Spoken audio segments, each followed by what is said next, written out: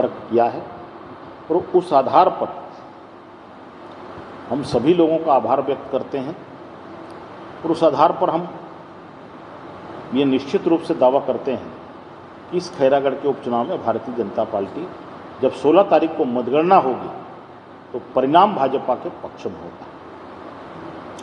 हमारे जो प्रत्याशी हैं वो निरंतर श्री कोमल जंघेल जी निरंतर जनता से आशीर्वाद मांग रहे हैं और जनता का स्नेह और प्यार, उनका संबल हमारे प्रत्याशी को मिल रहा है। हमारे जो प्रत्याशी हैं भारतीय जनता पार्टी के, वो अत्यंत सहज हैं, सरल हैं और विनम्र हैं। भारतीय जनता पार्टी का जो जीत का आधार है, 3.25 साल में पूरे खैरागढ़ विधानसभा क्षेत्र में कांग्रेस की प्रदेश सरकार को कभी खैरागढ़ की ख्याल नहीं आया, इसकी सूध नहीं ली कि खैरागढ़ आज पानी की समस्या से जूझ रहा है। पूरा क्षेत्र खैरागढ़ में गांव-गांव में मेरी सरपंचों से बहुत लोगों से बात हुई, उन्होंने कहा कि भारतीय जनता पार्टी के 15 साल के सरकार में जिस प्रकार से विकास कार्य के लिए राशि आया करता था, अभी जो राशि हमको प्राप्त होती है वो 15 युक्त आय की और जो सेंट्रल गवर्नमेंट का जो मद होता है वो प्राप्त होता है, उसी से हम छोटा मोटा काम करते हैं। लेकिन राज्य सरकार के सारे विकास के जो मद हैं वो गांव तक नहीं पहुंच पा रहे हैं। इसलिए गांव में जो निर्वाचित जितने जनप्रतिनिधि हैं और गांव की जनता में कांग्रेस सरकार के प्रति भारी रोष और आक्रोश व्याप्त है। कांग्रेस ने अपने जो जन घोषणा पत्र में वादा किया था, उस दिन आरोप पत्र जब डॉक्टर साहब जारी किए, प्रदेश अध्यक्ष डॉक्टर साहब, वो सारा विषय आया था। उस जन घोषणा पत्र के जो हम बिंदु को देखेंगे, बिंदु बहुत से थे, लेकिन मैं शराबबंदी के लिए कहूँगा, मैं गांव-गांव में कहता भी हूँ कि पूरे छत्तीसगढ़ प्रदेश में जिस कांग्रेस पार्टी ने गंगा जल का उठा करके कसम खाया था कि हमारी सरकार बनते ही उसको हम पूर्ण रूप से बंद करेंगे, आज गांव-गांव में हाना चल रहा है कि दूध के बंधा के है चंडी और शराब के खुल गए है गांव-गांव में मंडी। ये गांव-गांव में लोग, महिलाएं, अभी मैं जलबांधा और बाकी जगह था, महिलाएं काफ़ी संख्या में थी। उनका कहना था कि हम लोग अवैध शराब के होम डिलीवरी से परेशान हैं। छोटे मोटे घरों का पूरा आर्थिक बजट बिगड़ गया और शराब के कारण नित नए किस्म के अपराध घटित हो रहे हैं। इसमें मुख्य भूमिका शराब की। आज पूरे छत्तीसगढ़ प्रदेश में रेत माफिया, कोल माफिया, शराब माफिया, जमीन माफिया, बाहर से लोग आ रहे हैं और शासन और प्रशासन के संरक्षण में ये सारा जो अवैध कारोबार जो है छत्तीसगढ़ में फल फूल रहा है और इसके कारण अपराध में भी तेजी से वृद्धि हुई है। प्रतिदिन हम सरकार के मंत्रियों का बयान पढ़ते हैं, राज्य सरकार के मुख्यमंत्री का बयान पढ़ते हैं। संघीय व्यवस्था है केंद्र सरकार और राज्य सरकार, लेकिन दुर्भाग्य इस बात का है, प्रहलाद पटेल जी अभी 3 दिन पहले यहाँ पर आए थे चुनाव प्रचार के लिए। 2 दिन तक उन्होंने 4 सभाओं को संबोधित किया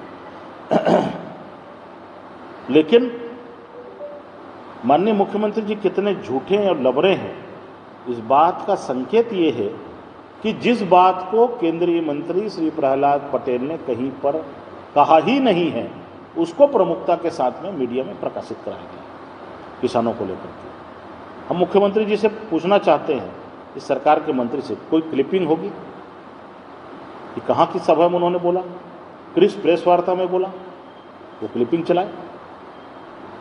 जनता के सामने में वस्तु स्थिति सामने आनी चाहिए। आज प्रधानमंत्री आवास को लेकर के गांव-गांव में भी हम गए, क्या दुर्गति। कहीं लोगों का दीवार खड़ा हो गया, कहीं नींव का काम हो गया है, 3 साल से वो गरीब आदमी जो गांव में रहता है, इस साल को हम मिलाएंगे तो 18 लाख प्रधानमंत्री आवास इस साल को मिलाएंगे, वापिस जा रहा है। और इसलिए वापिस जा रहा है कि राज्य सरकार अपना मैचिंग ग्रांट नहीं दे पा रही है। आप लखीमपुर में जाकर के उत्तर प्रदेश के चुनाव में 50 लाख रुपया अपने नेताओं को खुश करने के लिए वहां 50 लाख रुपया देकर के आ जाते हैं।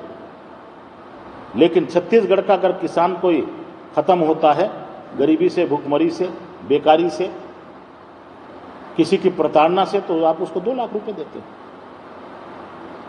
ये भेदभाव क्यों? ये इस सरकार के संवेदनहीनता का परिचायक है। और इसलिए हमारा ये पूरा मत है कि भारतीय जनता पार्टी की सरकार जो है, भारतीय जनता पार्टी इस खैरागढ़ के उपचुनाव में निश्चित रूप से बड़े अंतर के साथ में जीत हासिल करेगी। यहां की जनता भूपेश सरकार को सबक सिखाना चाहती है। सवाल इसका नहीं है कि हम जीतेंगे तो हमारी सरकार बनेगी या उनकी सरकार जाएगी। न उनकी सरकार जाने वाली है, न हमारी सरकार बनने वाली है। लेकिन मुख्यमंत्री श्री भूपेश बघेल जी और इस सरकार के जो मंत्री हैं, सत्ता के मद में इतने चूर हो गए हैं, इतने अहंकार में डूबे हुए हैं, तो कई बार उसको होश में लाने के लिए करंट लगाना पड़ता है। और 12 अप्रैल को छत्तीसगढ़ के खैरागढ़ में जो विधानसभा का उपचुनाव है, तो खैरागढ़ की जनता कांग्रेस सरकार के मुख्यमंत्री को और मंत्री को करंट लगाएगी भारतीय जनता पार्टी का कमल छाप का बटन दबा। बस इतना ही मुझे आप सबसे कहना था। और सभी लोग इस चुनाव में हम लोगों का जो सहयोग किए हैं उसके लिए हम आभार व्यक्त करते हैं, हमारे सभी मीडिया के बंधुओं का, हमारे कार्यकर्ताओं का। और कुछ ही घंटों बाद मतदान होना है और हम पूरे खैरागढ़ विधानसभा क्षेत्र के आम मतदाताओं से, भाइयों और बहनों से विनम्र अपील करते हैं भारतीय जनता पार्टी की ओर से कि वे भारतीय जनता पार्टी के पक्ष में मतदान करें, भाजपा के कमल छाप का बटन दबाएं और अंतरात्मा की आवाज़ से मतदान करें, बिना किसी डर के, बिना किसी भय के, बिना किसी प्रलोभन से, भय मुक्त होकर के मतदान केंद्र में 12 तारीख को जाएं और भारतीय जनता पार्टी के पक्ष में अपना मतदान करें और इस अहंकारी प्रदेश की कांग्रेस सरकार को सबक सिखाएं। अभी लगातार 2-3 दिन से नकदी पैसा, साड़ी, शराब पकड़ा जा रहा है। जैसे भी कल की रात्रि में आपका रेगा कटहरा है और कल ही रात्रि में क्या कहते हैं आपका धनेरी देवारी घाटी पकड़ा गया है, प्रत्याशी के गांव में आसपास भी पकड़ा गया है। तो इस बारे में आप क्या कहेंगे? देखिए, यही कांग्रेस का असली चेहरा है। कांग्रेस शुरू से ही किसी भी चुनाव में करेक्ट रूप से चुनाव लड़ती है और लगातार दो दिन से खैरागढ़ के गांव-गांव में जिस प्रकार से साड़ियां बांटी जा रही हैं, शराब का अवैध भंडारण किया गया है और भी अन्य प्रलोभन की सामग्री, पैसे से लेकर के शराब तक, कांग्रेस के मंत्री बैठे हुए हैं, विधायक बैठे हुए हैं, उनके संरक्षण में। और हमारा आरोप है कि प्रशासन भी उनका साथ दे रही है। ये चुनाव भारतीय जनता पार्टी सिर्फ कांग्रेस पार्टी से नहीं लड़ रही है। ये खैरागढ़ का उपचुनाव भारतीय जनता पार्टी छत्तीसगढ़ सरकार से लड़ रही है। और जिस प्रकार से मतदाताओं को प्रलोभित किया जा रहा है, हम चुनाव आयोग से मांग करते हैं कि तत्काल जिस प्रकार से चुनाव आचार संहिता का उल्लंघन कांग्रेस कर रही है, सत्ताधारी दल कर रही है, इसमें जितने भी लोग संलग्न हैं उनके ऊपर चुनाव आयोग कड़ी से कड़ी कार्रवाई करे। कांग्रेस ने बीजेपी के ऊपर भी आरोप लगाया सर कि फूल छाप साड़ी भी इधर साड़ियाँ बटी है ये तो हास्यपद स्थिति है। बीजेपी क्यों? बीजेपी तो विपक्ष में है।